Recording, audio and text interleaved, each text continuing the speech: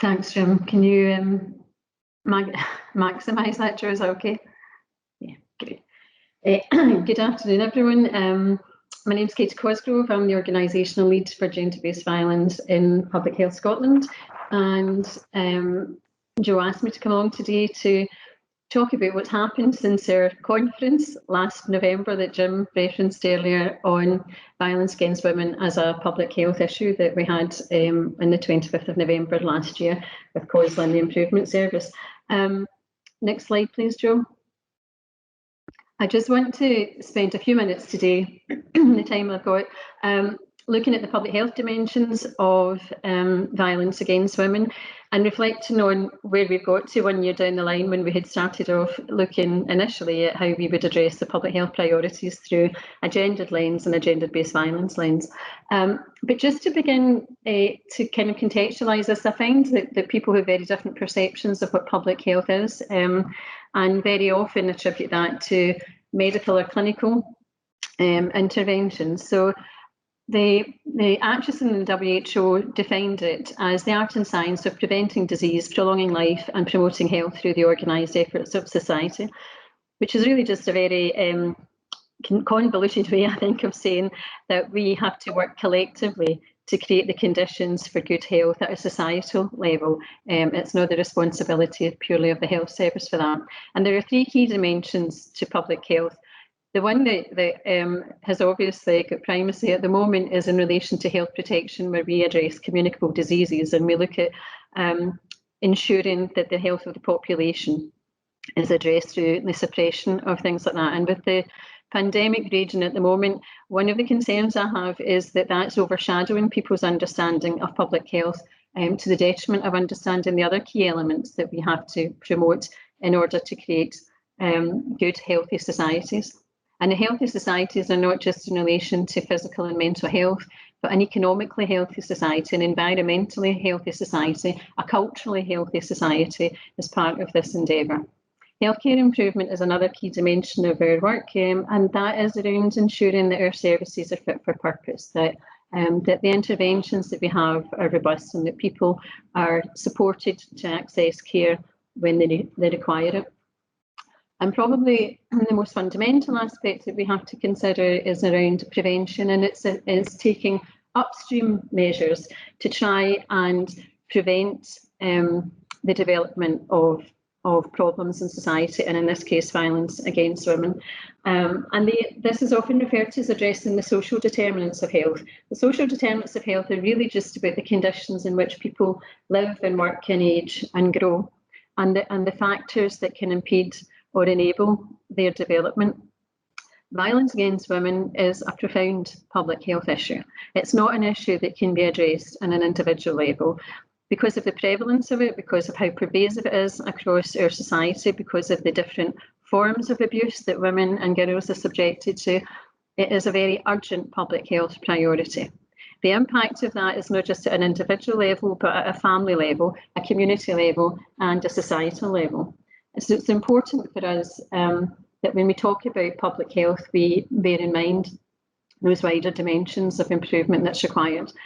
The other thing about a public health approach, I think, that's really important in relation to this issue is that having that population focus does allow us to deflect attention from individual responsibility in relation to victims and survivors of abuse. This is not something that will be addressed by people changing individual behaviours per se, but one in which our cultural and societal values need to change and shift to recognise that fundamentally equality between women and men lies at the roots of this problem. The public health approach to prevention lies very much in a kind of four-step process, which I think as part of our discussions today around collective leadership would be quite useful to consider. The first one is defining the problem, looking at what we understand about it, who's affected, why does it happen, where does it occur, when does it happen, what data do we have, what evidence do we have to draw on to look at how we understand this. Then identifying risk and protective factors. What things would help us to address the risk, particularly in relation to violence against women? What are the protective factors for us that we can utilise and build on? Then the third step is developing and testing interventions, which are Based on that evidence that we've accumulated, and looking at innovative ways and innovative practices that we can introduce and evaluate to try and shift the burden of the disease or the problem. And the fourth one is about upscaling that. So if we identify ways in which we can intervene effectively and efficiently to address problems, is there a benefit in upscaling this? Can we widen that out at a national level, a regional level, or whatever to improve health? Next slide, please, Jo. And this is a collective endeavour. I think probably the focus today obviously is about collective leadership, but I think the primary characteristic of a public health approach is around collaboration. It's not within the gift of the health service to develop those interventions that I just referred to, or to address societal norms and difficulties. It has to be a collective effort which involves local authorities, the justice system, the third sector, the private sector, civic society. It involves us all. And as such, I think it's very conducive to developing that collective leadership approach. Now, I don't know if people remember, because it probably seems like a long time ago now, but in 2018, Cosgrove and the Scottish Government issued the series of public health priorities for Scotland, which are not the only priorities in relation to health that need to be addressed, but were identified as being the key priorities that we could initially try to focus on in order to bring about the best impact at a population level. These, as you might be aware, focused on early years. They looked at mental well-being, they looked at the harms from alcohol and drugs, focused on creating vibrant and healthy communities, and in addressing our sustainable and inclusive economy. When those were issued, and obviously they're at high-level public health priorities, but it's fair to say there was no gendered analysis behind the issuing of those priorities. And some of the work that's been undertaken since they were issued has been to look beyond that, to look at the different populations and how they're affected. All of those public health priorities differ in relation to gender impact. All of them are impacted by gender-based violence. And in 2019, the decision to hold the conference during the 16 days of action was based very much on an understanding that we had to unpack them a bit. We had to look at how do we make the most impact on these public health priorities by applying a gender lens to them and understanding the different ways in which these issues manifest for women and for men. What are the circumstances that give rise to the difficulties they experience, and what different interventions would be required in order to make an impact? Next slide, please, Johannes. So the conference focused on, thanks, Jo, very much an interactive conference focusing on what the priorities were, where gender impacted in each of them, where gender-based violence impacted in each of them, and the kind of actions that were required to make a difference in this. I really don't have time, obviously, to go into all the recommendations that came out from that, and hopefully Jo will post up the link to the conference report if people haven't seen it already. And whilst in each of the workshops that looked at all of the individual priorities, there were a range of different recommendations at a local level or at a small policy level for them.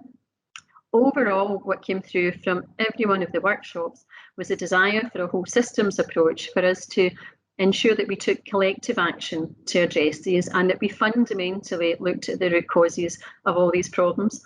So people recognise, for example, that addressing mental health issues doesn't lie within simply improving mental health service responses. In fact, that's a very downstream action to take in relation to try and address the mental health difficulties that we have in society.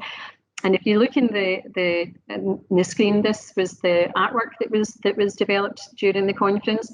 You'll see there is reference to collective leadership, which is quite close to the heading on violence against women as a public health issue. What people that took part in the conference were saying to us overwhelmingly was that all of these issues overlap. They all have similar root causes, and that we have to take that whole systems approach and that collective endeavour if we are to make any kind of real difference. Next slide, Jo, thanks. So the initial hope from the conference was that Public Health Scotland, which as you know came into being in April of this year, would work with COSA and our partners to look at how we embedded that gender perspective and that gender-based violence perspective into the public health priorities, how we would ensure that the partnership approach that's characterising a lot of the work around these would be informed by a gendered analysis and would actively and proactively seek to address the different manifestations of that. COVID has created an entirely different situation. I think it's probably fair for us to say, and Councillor Evison and the Minister have already referred to the impact of COVID. And I think what we need to recognise is just how devastating the impact of the pandemic has been. And whilst we have focused rightly on efforts to suppress the virus and try and protect the population, the impact of those measures we are increasingly aware of the devastating impact of those measures in relation to health and well-being of the population. I think probably some folk will be familiar with what's been referred to now as a syndemic pandemic, which is acknowledging that the measures that we've taken to deal with COVID have interacted with and exacerbated existing health inequalities. I think Councillor McMahon had referred to that initially. We know that people with the poorest health in our communities who have chronic diseases like diabetes and hypertension, cancer and so on, have been affected by the pandemic differently from others. So they've had a worse impact. It's also been compounded by their working and living conditions. So people who had the poorest level of opportunity, who had the worst housing, who lived in areas with high poverty, unemployment and so on, have experienced a worse impact from the pandemic itself and from the measures taken to address it. So and I think probably the evidence emerging around that impact in relation to women will worsen as time goes on. I think Councillor Evison referred to the UN study that indicated that gender equality could be put back by as much as 20 years because of the impact of the pandemic. And that's because of the impact on women's employment, because of the burden of caring that they have disproportionately, because of the increase in levels of abuse, and because of the deepening of health inequalities, all of which presents a considerable challenge for us. In relation to the public health priorities, all of those areas, every single one of those priorities has been adversely affected by the pandemic. All have worsened significantly and considerably, which creates further challenges for us. In terms of today's focus around collective leadership, I think the challenges that it presents, just in terms of responding to COVID itself, but also in terms of developing a leadership approach for the future, is around how we address issues around capacity, the behaviours and the decision-making aspects to building back in terms of our recovery. And I think in relation to collective leadership, that probably presents a bit of an opportunity in terms of distributing that. One of the differences, I think, in relation to collective leadership is that it's not simply about a partnership approach or a multi-agency approach. In some ways, I think there might be a bit of a misconception about the extent to which collective leadership demands change in terms of culture and redistribution of power amongst agencies and within agencies. And I think it provides us with an opportunity to consider, because of the changes that we've had to make in very rapid timeframes over the last few months, what our capacity is for continuing with that, what our opportunities are for taking that forward. How will our recovery and resilience planning build into a recognition of the fact that the existing health inequalities and the fissures in our society have just been deepened by the pandemic? So cobbling together a response which is really trying to patch together a response that looks very much like the business that we had before and the models of engagement that we had before simply won't work. The opportunity, I think, that this presents for us is around how we expand our social protection, what kinds of recovery we look like, what do we position at the heart of our economic response, where do we position the burden of care, where do we understand the values that people bring to our society and how they contribute to it, and how does that percolate into how we design our services and engage with the population. In relation to public health, I think the models that we have work very well in relation to these kinds of challenges. Public health relies on shared responsibility. It relies on shared ownership. It has values of respect and dignity engagement at its heart, because that's the only way in which it can make an impact.